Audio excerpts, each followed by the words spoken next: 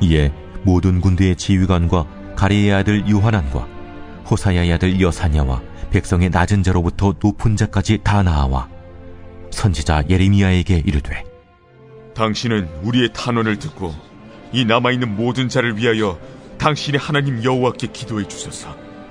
당신이 보는 바와 같이 우리는 많은 사람들 중에서 남은 적은 무리이니 당신의 하나님 여호와께서 우리가 마땅히 갈 길과 할 일을 보이시기를 원하나이다. 내가 너희 말을 들었은즉 너희 말대로 너희 하나님 여호와께 기도하고 물은 여호와께서 너희에게 응답하시는 것을 숨김이 없이 너희에게 말하리라. 우리가 당신의 하나님 여호와께서 당신을 보내사 우리에게 이르시는 모든 말씀대로 행하리이다. 여호와께서는 우리 가운데 진실하고 성실한 증인이 되시옵소서. 우리가 당신을 우리 하나님 여호와께 보냄은 그의 목소리가 우리에게 좋든지 좋지 않든지를 막론하고 순종하려 함이라. 우리가 우리 하나님 여호와의 목소리를 순종하면 우리에게 복이 있으리이다. 10일 후에 여호와의 말씀이 예레미야에게 임하니 그가 가레야의 아들 요하난과 그와 함께 있는 모든 군 지휘관과 백성의 낮은 자로부터 높은 자까지 다 부르고 그들에게 이르되, 너희가 나를 보내어 너희의 간구를 이스라엘의 하나님 여호와께 드리게 하지 아니하였느냐? 그가 이렇게 이르니라. 너희가 이 땅에 눌러 앉아 산다면 내가 너희를 세우고 헐지 아니하며 너희를 심고 뽑지 아니하리니 이는 내가 너희에게 내린 재난에 대하여 뜻을 돌이킴이라. 여호와의 말씀이니라. 너희는 너희가 두려워하는 바벨론의 왕을 겁내지 말라. 내가 너희와 함께 있어 너희를 구원하며 그의 손에서 너희를 건지리니 두려워하지 말라. 내가 너희를 불쌍히 여기리니 그도 너희를 불쌍히 여겨 너희를 너희 본향으로 돌려보내리라 하셨느니라.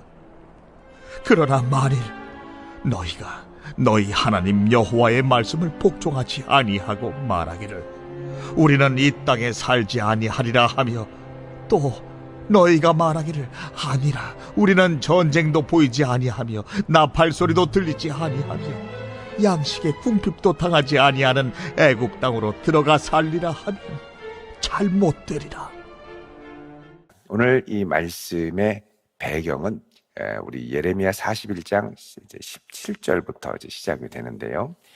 여러분 보시면 우리 어제 아는 것처럼 이 바벨론의 이제 그 임명을 받아서 유다의 총독으로 이제 세워졌던 이 그다랴, 이 그다랴를 다윗 왕의 자손이었던 이 왕의 종친 이스마엘이 암살을 하게 되죠.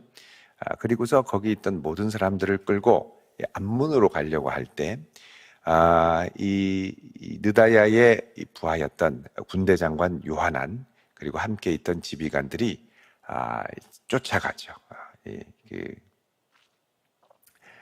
쫓아가서 이제 뺏어갔던 이 포로들을 이제 되찾아오고 그들은 이제 암몬으로 도망을 갑니다. 그러면서 이들은 어떤 생각을 했냐면, 야, 이제 우리가 이제 돌아가면 총독이 죽고 갈대아 이 바벨론의 군사들이 죽었으니 분명히 바벨론의 왕이 화를 낼 것이고 그 책임 우리에게 오지 않겠느냐. 우리가 자칫하면 유대 땅에 머물러 있다가 큰일 날 수 있겠다. 차라리 애굽으로 도망가는 게 낫겠다. 그래서 여러분 그 16절 끝에 보면 이스마엘이 그 모든 여자와 유아와 백성들 군사들 다 이제 되찾아 가지고 와서 17절에 어디로 가려고 떠납니까? 애굽으로 가려고 떠난다고 그러죠. 애굽으로. 그래서 애굽으로 가는 길로 이제 출발을 하면서 이 베들레헴 근처에 있는 게롯 김함에 머물렀다. 이제 게롯 그러면 야영지 또는 여인숙 이런 뜻입니다. 그래서 이 김함은 이제 사람의 이름이고요. 김함의 야영지.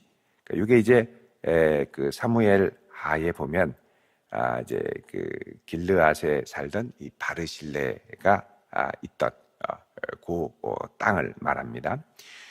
그 게롯김함에 머물렀는데 이제 요 베들레헴 근처 게롯김함이라고 그랬죠. 그러니까는 베들레헴에서 한 5km 정도 떨어져 있는 곳입니다. 그러니까 베들레헴은 예루살렘 남쪽에 있죠. 남쪽으로 뭐 차 타고 한 20분, 15분, 20분이면 이 베들레헴, 요즘엔 길이 잘 발달해서 가는데, 이 베들레헴 근처에 게롯김함에 있는데, 예루살렘 이 부근에 이제 좀만 위로 가면은 그 예레미야의 고향인 아나돗도 있고, 또 예루살렘에는 이제 예레미야가 있으니까 이제 물어보는 겁니다. 야, 그러지 말고 우리가 그래도 하나님의 뜻을 물어보자. 그래서 이 게롯김함에 머물러서 이제 가려고 하는데 18절에 이는 느다야의 아들 이스마엘이 바벨론 왕이 그 땅을 위임한 아이감의 아들 그다랴를 죽었기 때문에 그들이 갈대아 사람을 두려워했다. 그러니까 총독이 죽고 갈대아의 군사도 죽었는데 군대에 있는 지휘관 너는 뭐 했느냐? 문책이 들어오면 이제 큰일 나지 않겠습니까? 그래서 야, 우리 자칫하면 여기서 이제 큰일 날 수 있겠다. 어떻게 하면 좋냐? 그때 이제 1절, 오늘 본문 42장 1절에 군대의 지휘관, 그리고 가레아의 아들 요하난, 그리고 여사냐와 낮은 백성의 낮은 자로부터 높은 자까지 그러니까 다 이제 아비규환이 된 거죠. 야, 그냥 애굽으로 옛날에 하나님이 가지 말라고 그러셨는데 이 땅에 남아 있는 게 좋지 않냐? 그래도 내려가는 게 낫지 않냐? 이게 막 싸우니까 그러지 말고 우리 다 하나님의 선지자에게 물어보자. 참 좋은 마음이죠. 그래서 2절에 위기 가운데 선지자 예레미야를 찾아갑니다. 선지자 예레미야에게 이르되 당신은 우리의 탄원을 듣고 이 남아있는 모든 자를 위하여 당신의 하나님 여호와께 기도해 주소서. 그러죠. 자, 여기 남아있는 모든 자라는 말이 나옵니다. 이게 이제 남은 자라는 뜻인데, 원래 이제 이사야라 예레미야에서 남은 자는 참 신학적으로 중요한 개념입니다. 하나님께서 이스라엘의 남은 자를 구원하시고 다시 돌이킨다고 약속을 하셨죠. 이 남은 자는 원래 누구를 말하냐면 예루살렘에서 이제 이스라엘에서 남유다가 망할 때 다 바벨론 포로로 끌려가서 거기에 살던 사람들, 끝까지 남아서 포로로 거기 있던 자들, 그 남은 자들을 하나님이 다시 구원해 주실 것이다. 그게 바로 이 남은 자 사상이죠. 렘넌트라고 하는 영어 성경에 보면 남은 자 사상. 자, 그런데 여기는 뭐라 그러냐? 우리가 지금 이제 남아 있다는 거죠. 다 이제 흩어지고 우리가 남아 있는데 우리를 위해서 기도해 주십시오. 당신이 보는 바 같이 우리는 남은 많은 사람 중에서 남은 적은 무리니 하나님께서 우리에게 갈 길과 할 일을 보이시기를 원하나이다. 그러죠. 자, 이 3절에 보면은 뭐라 그러냐? 당신의 하나님 여호와라고 그러죠. 당신의 하나님. 2절도 이 남아있는 모든 자를 위하여 당신의 하나님 여호와께 기도해 주소서. 여러분, 하나님이 우리 하나님, 나의 하나님이 아니라 예레미야의 하나님이라고 이야기를 합니다. 하나님이 우리 하나님, 나의 하나님, 이렇게 이제 고백을 해야 되는데 아직 하나님께 나아가기에는 거리감이 느껴지는 것 같죠. 자, 그러자 4절에 선지자 예레미야가 말합니다. 내가 너희 말을 들었은즉 너희 말대로 누구의 하나님요? 너희 하나님 여호와께 기도하고 무릇 여호와께서 너희에게 응답하시는 것을 숨김없이 너희에게 말하리라. 자, 지금 예레미야는 누구의 하나님이라고 그럽니까? 너희 하나님이라고 하는 거죠. 너희 하나님께 기도하고 여호와께서 너희에게 응답하시는 것을 숨김없이 말하리라. 자, 여기 숨김이 없이 말하리라라는 건 머뭇거림 없이 거침없이 말하겠다. 다른 말로 하면 지금 예레미야는 이들이 머뭇거리면서 마음속에 이렇게 갖고 있는 의도와 생각을 좀 아는 것 같습니다. 무슨 말이냐면 지금 애굽으로 도망가고 있단 말이죠. 애굽으로 도망갈 때 혹시나 모르니 물어보자. 이 마음이 있을 수 있고, 애굽으로 내려가는데 만약에 하나님의 뜻이 아니면 전적으로 돌이키자. 이런 마음이 있을 수 있죠. 이 두 마음 중에 어떤 마음일까? 지금 와서 물어볼 때 보면 정말 이제 말씀만 하시면 우리가 가겠습니다. 이런 이제 마음인 것 같죠. 근데 예레미야는 그 깊이 그들의 속에 있는 이 사특함을 안 것 같습니다. 숨김없이 말해도 너희들이 과연 순종할까? 이런 마음이 있었던 것이죠. 5절에 그들이 예레미야에게 말합니다. 우리가 당신의 하나님 여호와께서 당신을 보내사 우리에게 이르시는 모든 말씀대로 행하리이다. 아니 지금 너희 하나님이라고 그랬으면 우리의 하나님께서 이렇게 얘기하면 얼마나 좋아요? 아직까지 내 하나님이 아니에요. 그래서 당신의 하나님 여호와께서 말씀하시는 대로 행하겠습니다. 그러면서 여호와께서는 우리 가운데 진실하고 성실한 증인이 되옵소서. 성실한 증인이 되옵소서. 이 말은 뭐냐? 하나님께 맹세한다는, 하나님 보시는 앞에서 이 하게 말씀하는 대로 행하겠다고 한 걸 하나님이 보시고 하시니까 그대로 하겠습니다. 6절에 우리가 당신을 우리 하나님 여호와께 보내면 그의 목소리가 우리에게 좋든지 좋지 않든지를 막론하고 순종하리 함이라. 여러분 이게 마땅한 순종의 태도 아니겠습니까? 하나님의 말씀. 이게 가끔씩 이렇게 조언을 구할 때가 있죠. 어떻게 하면 좋을까요? 이렇게 물어보면 조언을 해주죠.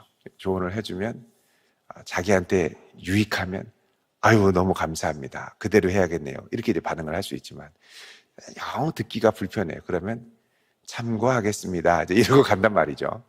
그러니까 하나님의 말씀도 내가 생각한 그대로 하나님 말씀하시면 아유 감사합니다. 하나님 그대로 하겠습니다. 이렇게 하지만 자꾸 하나님 말씀이 좀 불편해요. 내가 순종하게. 그러면 하나님 그냥 참고하겠습니다. 그러니까 참고하겠다는 말은 그렇게 말씀하시는 좋은 말씀이네 하고 그냥 귀등으로 흘려듣고 나 하고 싶은 대로 하겠습니다. 이제 요 마음이거든요.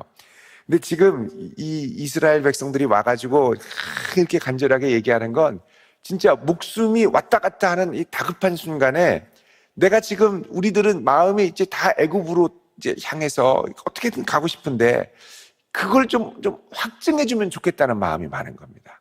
그러니까 내가 가는데 요거 맞다고 한마디만 하시면 안심하고 가겠다는 거죠. 하나님 말씀이 안심보험이 되는 거예요. 근데 하나님이 만약에 아니라 그러면 얼마나 찜찜합니까? 그 다음에 누가 오자고 그랬어? 누가 가자고 그랬어? 막 비판하겠죠. 그래서 요 마음으로 지금 온 거예요. 근데 말할 때는 어떻게 해요? 예레미야에게 말씀하시는 대로 하겠다. 이게 여러분 이게 이런 말씀을 아침에 드리면 죄송합니다만 화장실 들어갈 때와 나갈 때가 다른 거예요. 이게 들어갈 때와 나갈 때가 다른 거예요. 어떻게든 막 이런. 그러면서 우리가 우리 하나님 여호와의 목소리를 순종하면 우리에게 복이 있으리로다. 순종하겠다니 순종. 근데 하나님의 응답이 왜 이렇게 늦게 오나요? 바로 말씀해 주시면 좋은데 7절에 10일 후에 여호와의 말씀이 예레미야에게 임하니. 자, 여러분 좌불안석입니다. 열흘이 되면 이게 왜 이렇게 하나님 말씀 안 하시지? 이거 지금 바벨론 몰려오면 큰일 나는데 아주 그냥 불안이 아주 극에 달할 때까지 야 하나님 어떻게 되신 거냐? 그냥 우리가 가자. 요럴 때입니다. 열흘. 사람이 열흘 기다리는 거 쉽지 않습니다. 불안할 때 열흘 기다리는 거. 자, 그때 하나님의 말씀이 임했습니다. 사실 이럴 때는 주님이 뭐라 말씀하시든 우리가 잠잠히 기다리리라. 요 마음이 있어야죠. 자, 하나님 뭐라고 말씀하시느냐? 8절에 가레야의 아들 요하난과 그와 함께 있는 군 지휘관과 백성의 낮은 자로부터 높은 자까지 다 부릅니다. 모두 와라. 불러서 그들에게 말합니다. 너희가 나를 보내어 너희의 간구를 이스라엘의 하나님 여호와께 드리게 하지 아니하였느냐? 그가 하나님께서 이렇게 말씀하시니라. 10절에 너희가 이 땅 곧 예루살렘에 눌러 앉아 산다면 내가 너희를 세우고 헐지 아니하며 너희를 심고 뽑지 아니하리니 이는 내가 너희에게 내린 재난에 대하여 뜻을 돌이킴이라. 눌러 앉아 있으라는 거예요. 도망가지 말고. 여러분 여기 하나님이 말씀하신 이 표현들이 있죠. 내가 너희를 세우고 헐지 않고 심고 뽑지 않는다. 자, 여러분 예레미야 24장 6절을 한번 보십시오. 예레미야 24장 6절. 자,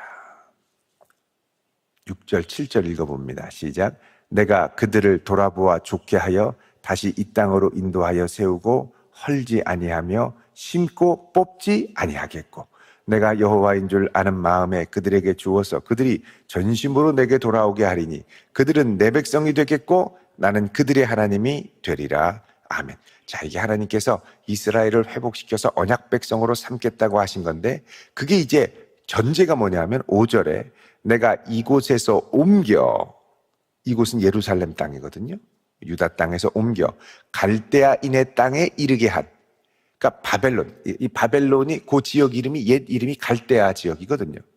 그러니까 갈대아인의 땅에 이르게 한, 바벨론에 끌고 간 유다 포로를 이 좋은 무화과 나무같이 잘 돌볼 것이라.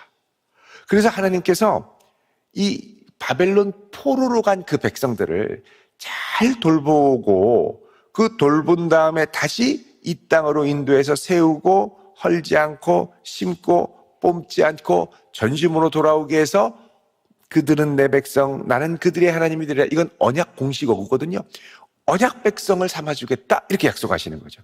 그러니까 심고 뽑지 않고 세우고 헐지 않는다, 이 표현은 뭐냐? 내가 너희를 지키고 보호하여 언약 백성으로 삼겠다. 특별히 누구에게 한 약속이냐면 일찌감치 유다의 포로로 끌려간 백성들에게, 바벨론의 포로로 끌려간 백성들에게 하나님이 주셨던 약속이라는 거예요.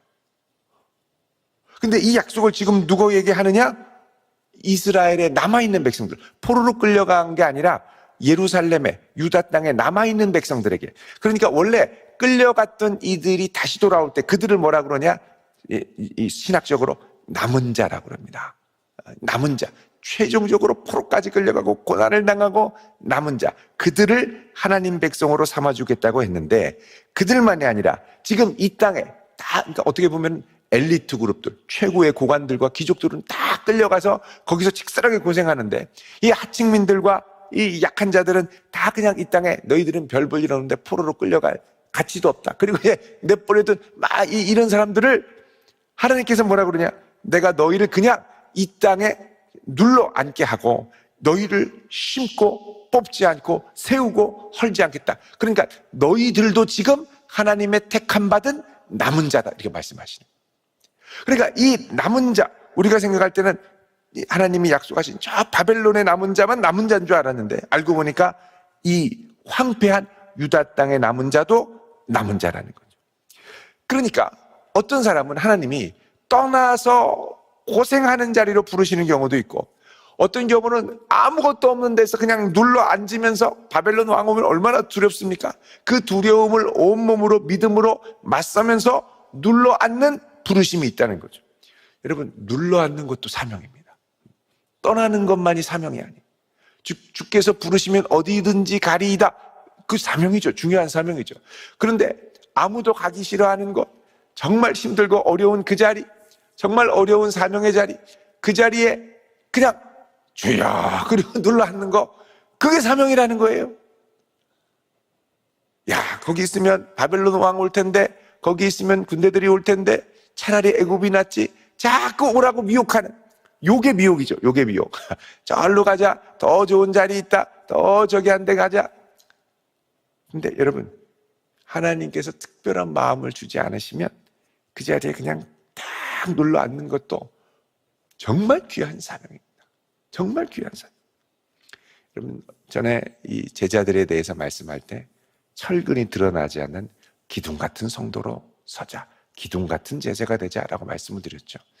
여러분, 드러나지 않아요. 철근은 그냥 막 폭풍이 휘몰아치고 다 그냥 지붕이 뜯겨나가도 그 자리에 그냥 묵묵히 버티는 게 기둥입니다. 기둥 같은 사명이 필요하다는 거죠. 기둥 같은 사명. 눌러 앉는 것도 사명이에요. 아무리 불안해도 그 자리를 끝까지 지키는 것이 사명이라는 거예요. 그게 하나님이 뭐라 그러냐? 내가 너희를 12절에 11절에 너희는 너희가 두려워하는 바벨론의 왕을 겁내지 말라. 우리가 두려워하는 그것 때문에 도망가고 싶은데 그것 때문에 도망가고 싶은 그 두려움의 대상, 이 바벨론 왕을 겁내지 말라는 겁니다. 왜? 내가 너희와 함께 있어. 너희를 구원하고 너희를 그의 손에서 건질 것이니까 두려워하지 말라. 하느님이 함께 하셔서 지키고 보호하신다는 거예요. 왜 그러냐? 12절에 내가 뭘 잘했다고? 잘해서 그런 게 아닙니다. 12절에 내가 너희를 어떻게 여겨요? 불쌍히 여기리. 그도 너희를 불쌍히 여겨 너희를 너희 본향으로 돌려보내리라. 내가 너희를 불쌍히 여길 텐데 바벨론 왕에게도 뭘 주냐? 이 하나님의 긍휼의 마음을 주겠다는 거예요. 그 바벨론 왕이 딱 와서 보고 아이고 딱하다. 예? 총도 겨우 세워서 모으려고 했더니 그 또 못된 놈이 와가지고서는 암살해서 도망가고 남아서 갈팡질팡 내가 와가지고 막 눌러 죽일까 찍어 죽일까 막 고민하면서 벌벌벌 떠는 그 모습을 보고 바벨론 왕도 아이고 딱하다. 불쌍하다. 어떻게 도와줄 수 없을까?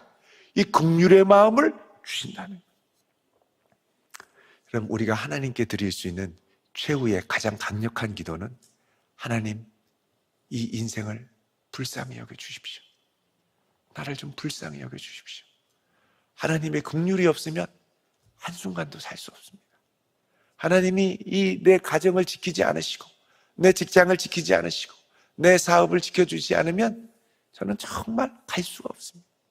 하나님 나를 불쌍히 여겨 주십시오.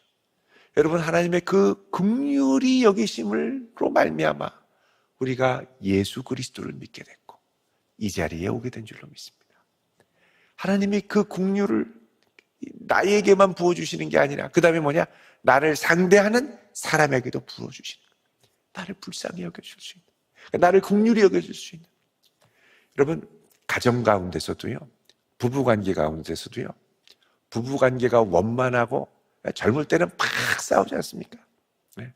근데 갈수록 성숙하고 서로가 다정해지고 포근해지고 친근해지려면 뭐가 깃들어야 되느냐? 긍휼이 깃들어야 됩니다. 이 사람도 참 안쓰럽다. 참 이 사람도 불쌍하다. 이래야지. 아이고 뭐 이런 생각만 하면 전혀 긍휼이 없습니다. 괘씸하기만 하죠. 요놈의 이기적인 인간 그러는데 불쌍하다. 참 오직하면 저럴까. 이 긍휼이 우리에게도 있고 내 주변 사람에게도 임해야 한다는 거예요. 여러분, 긍휼을 구해야 됩니다. 예루살렘에 긍휼을 구해야 되고 대전도안교회도 긍휼을 구해야 되고 우리 집안에도 긍휼을 구해야죠. 그 지금 왜 너희들이 구원받을 수 있느냐? 이유는 하나, 하나님이 너희를 불쌍히 여겨주시기 때문에. 여러분, 이 긍휼의 마음이 복인 줄로 믿으시기 바랍니다. 예수님이 뭐라고 말씀하셨어요? 긍휼히 여기는 자는 뭐가 있어요? 복이 있나니 너희가 뭘 받아요? 긍휼히 여김을 받을 것이다. 이 긍휼의 마음이 오늘 하루 우리의 심령에 충만하기를 주의 이름으로 축원드립니다. 기도하겠습니다. 거룩하신 주님, 우리를 긍휼히 여겨 주옵소서. 이 아침 주의 긍휼과 자비를 넘치도록 부어주사 우리의 가정과 우리의 직장과 일터 가운데 또 우리의 몸된 교회 가운데 주의 은혜의 역사만이 나타나게 하옵소서.